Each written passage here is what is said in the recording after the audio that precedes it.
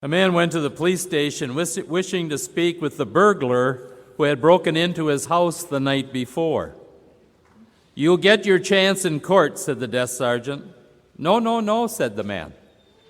"I want to know how he got into the house without waking my wife. I've been trying to do it for many years." I can relate to that. Today I want to concentrate, and it's very difficult, as you know. This is a goodbye, farewell from myself to all of you. And I want to take this time to really tell you how much of an influence you and others have had on me, rather than me on you. And I want to look today at the second reading. Because in the second reading, James tells us that be doers of the word, not just listeners. And when we do, rather than just listen, we change the lives of many people. And before I begin, I wanted to thank David for this psalm that today. I've never heard David sing the psalm like that because he knows that it means so much to me. And I want to thank you and this choir. They've always, and great music is so essential in a parish, especially to the person giving the homily, because it lifts us up. And his music always lifts us up. And I want to thank you, David, for that. And please continue that.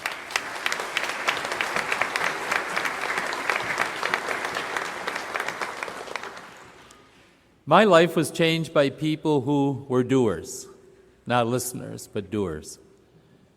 When I didn't go to church for many years, and of course when I was 43 years old and was dying, that's when I got the faith, because I was on my way out and thought I better do something about it now, just in case. So after I went home and promised God I would change my life and do His work, the week after we were healing, I said to my wife and children, "We're going to Mass today." And they all looked at me like I was crazy. I said, "Get the phone book, find out where the closest Catholic church is." So they did, and it was St. Luke the Evangelist over in Sagemont. We found out the Masses, we attended Mass, and we sat in the last pew just in case we needed to make a fast exit. And I didn't want anyone to really know that we didn't know when to stand or sit, so we wouldn't be obnoxious and in the way. And although I went, and the Mass was ending, I was ready to leave, and I wasn't sure I was going to do God's work. I thought, well, I went, I'm going to go home. But a little lady stopped me. Her name was Nancy O'Brien. She said, "Excuse me, you're new here." And I said, "How could you tell?" As I thought maybe we were sitting or standing at the wrong time. She said, "No, I know everybody that goes here, and I know you're new." And she said, "I really need someone to help me with the youth group." Now, if she hadn't come up and stopped and asked, I probably wouldn't be at this ambo today. But because she was a doer, she reached out to me and said, "Come and help me." And I knew nothing. Had to learn everything from scratch. And then after doing that and getting involved in other things, Father Dominic came up and said, "Jerry, I think you should be a deacon."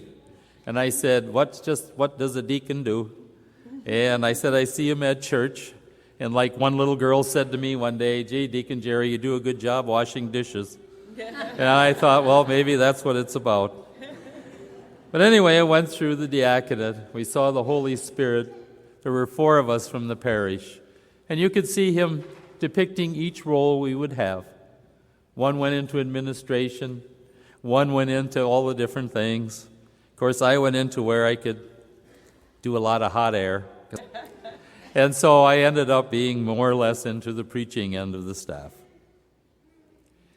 So I was going along, and once you commit your life to God, I'm going to tell you something, He takes care of you. And He's taken care of me and my wife unbelievably. My company transferred me, and some of you heard this story before, but I want to get into. My company transferred me to California, and I was there a month. They laid me off. I had no job, and no home. The house was for sale. Gloria was on the way with the U-Haul trucks into California. And I said, God, you got me here. What are we going to do? You must have a reason here somewhere. The neighbor in my apartment building was a secretary at Our Lady of Malibu Church. She said, we're hiring an associate pastor. Would you be interested? I said, I'd be interested if they paid altar boys to be an altar boy, because I needed the job. I interviewed with Father, and he hired me. The salary was about 1/10 of what I was making. And I thought, how am I going to live in Malibu where everything's millions of dollars? But God was there. Michael Eisner, who was the head of Disney then, stopped. Even though he was Jewish, he was looking for someone to manage his estate. And this little old nun, who was a doer, stepped up and said, I know who would do a good job for you. So we interviewed with Michael Eisner. He was a smart man. He hired my wife, not me. And of course, we had a house on the ocean on the estate. Now, I was the second poorest man in Malibu who lived on the ocean. There was only one poorer than I, and it was Sister Mary. And she had a small apartment somebody gave her on the ocean. And I looked up and I said, boy, you do things well, God. You really do. When you promised me a home, you got me one, let me tell you. So anyway, I was there, and of course, God moves us.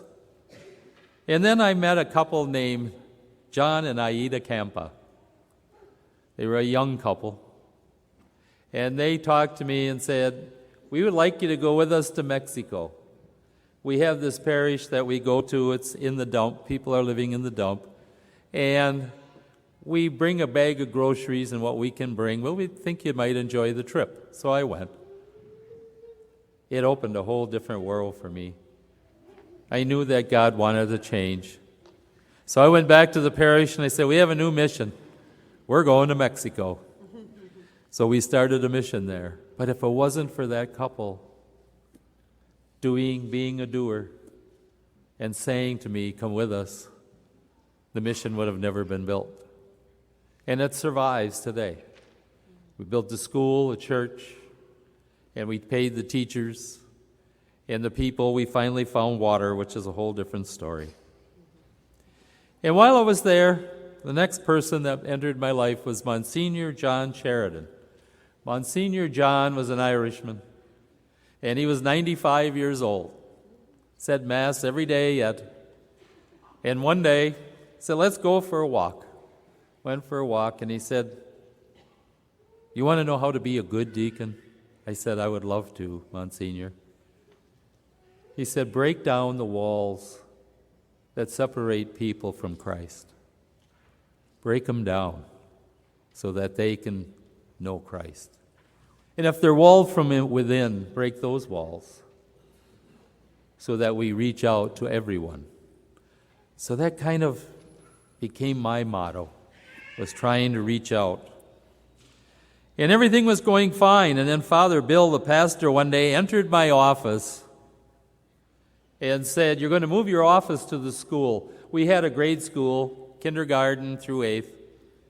And I said, why am I moving to the school? He said, you're the new principal of the school. I said, I don't want to be principal of the school. He said, sorry, buddy, you're principal. I fired the other one, and it was October. You got the rest of the school year. So I went over there, and I thought, oh, what am I going to do?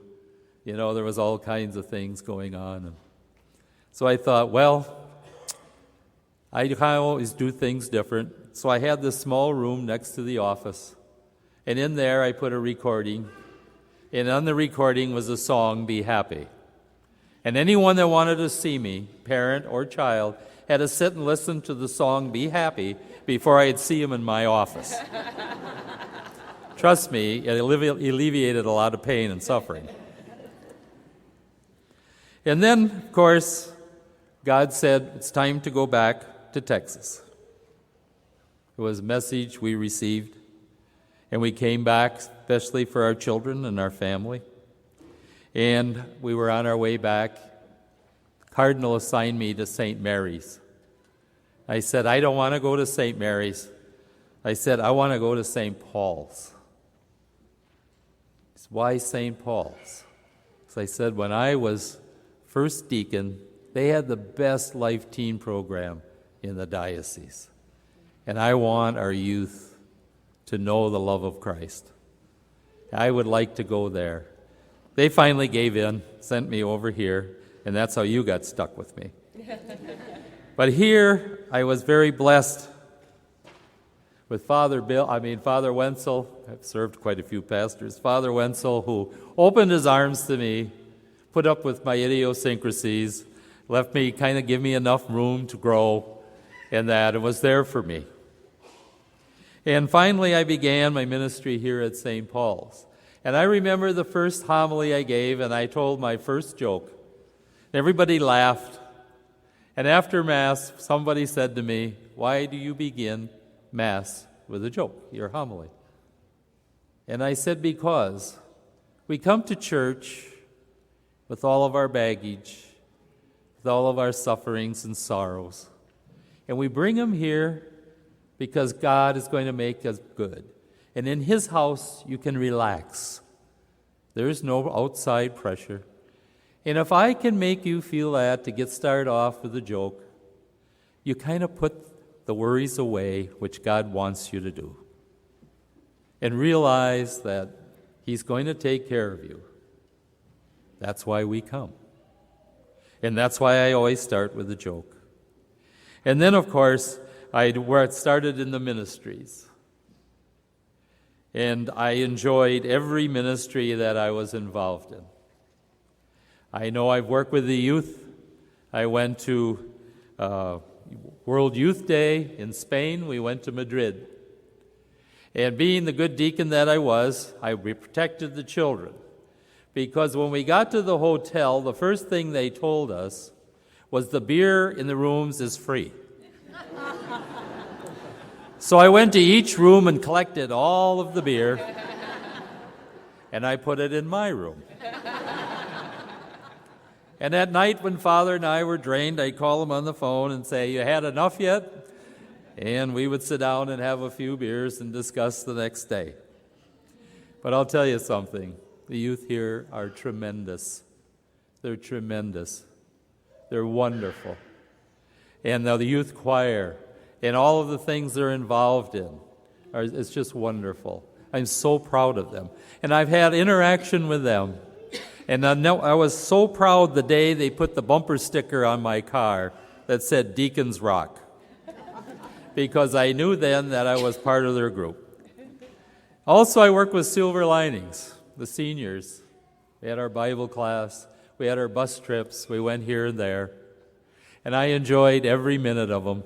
And I said, every year we're going to have one bus that goes to gambling. We're going to have a gambling bus. And Father said to me that day, what does gambling have to do with religion? I said, Father, they pray more in that casino than they do in your church. Oh, God, I'll give you 50% if I win, and I'll give you... We should put maybe some slot machines at the doors. And I also worked, of course, with many other areas of the parish, and it's always been wonderful. And then my next mentor was Nancy Raffrano.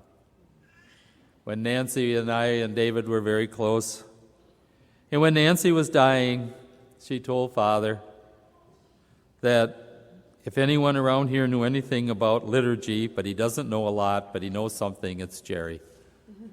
So Father then said, will you take over the liturgy director until we hire someone?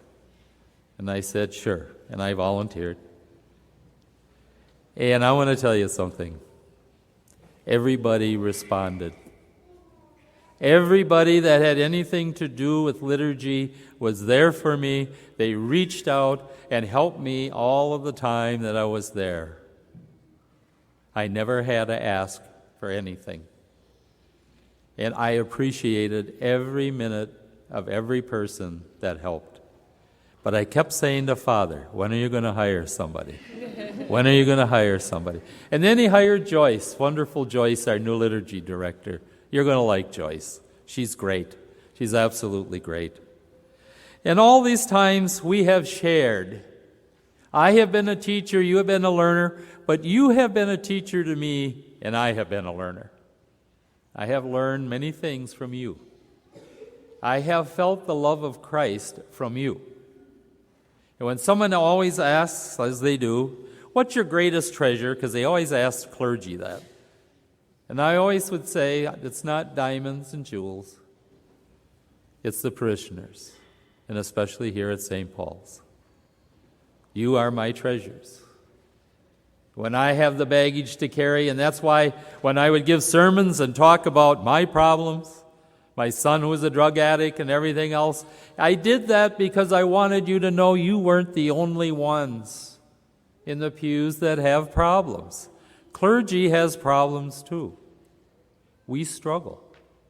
But every time I would be down and something was not going right, in the shadows was always somebody from the parish to pick me up and take care of me.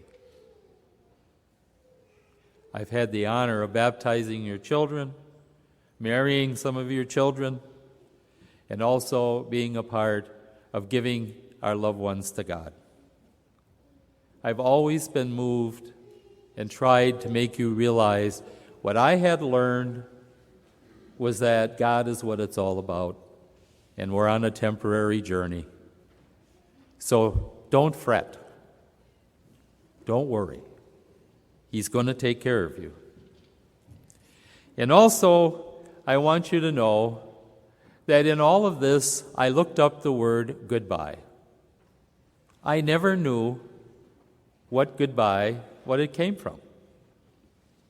And I found out that goodbye means God be with ye. I never knew that. God be with ye. And now you're saying, well, why are you leaving? I'm leaving because, again, God is calling me.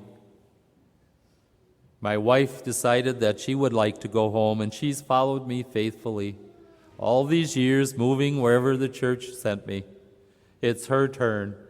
But she also had something in mind. We have a family that doesn't go to church, brothers and sisters. So I have a tough task. And I'm going to be helping a priest that has 3 parishes, all by himself. It's a lot of work to be done, but mainly with my own, because I have family members who, when they're in trouble, call me because they think I'm closer to God because I'm a deacon. And one time, one of them, Gloria's brother, who calls all of the time, do you think God is telling me something, is always his question, but he never does anything about it. Well, he went to a service on Easter Eve, a vigil service, the long one. And he got there, his wife talked him into it, I don't know how. But he went. But of course he was late and the lights were out. And they had passed out the candles and he didn't get one. So he decided he was going to get up in the dark and have never been in the church, started to look for a candle. Well, lo and behold, he fell in the baptismal font. True story. He called me. Jerry, do you think he's trying to tell me something? I said, well, he might as well slap you in the face. He can't get any closer than what he did. So I have my work cut out with them, and it's not going to be an easy job. But I want you to know, as difficult and as sad and as heartbroken it is for me to say goodbye, because I love you all so very, very much, and have felt your love, that you are a part of my life. You have made me the deacon I am here. It has been you who have lifted me up. It is you who have been here for me. And it's you that I will sing the praises to God. You will always be in my prayers and in my heart. And I'm going to give out my address. And if you want to come up to Green Bay, you're welcome. And I live 5 or 7 minutes from the shrine where Mary appeared. And the other shrine, the Green Bay Packer Lambeau Field, is the other way. But my heart and love is with all of you. You have made me feel welcome and loved, and I will never forget that. So as I say adios, goodbye, instead, let's say, God be with ye. And that way we will still be tied together forever. And when we get up to heaven, they might even let me sing in the choir, which David would never do. So I love you, God be with you, and I thank you for allowing me to serve you. Amen.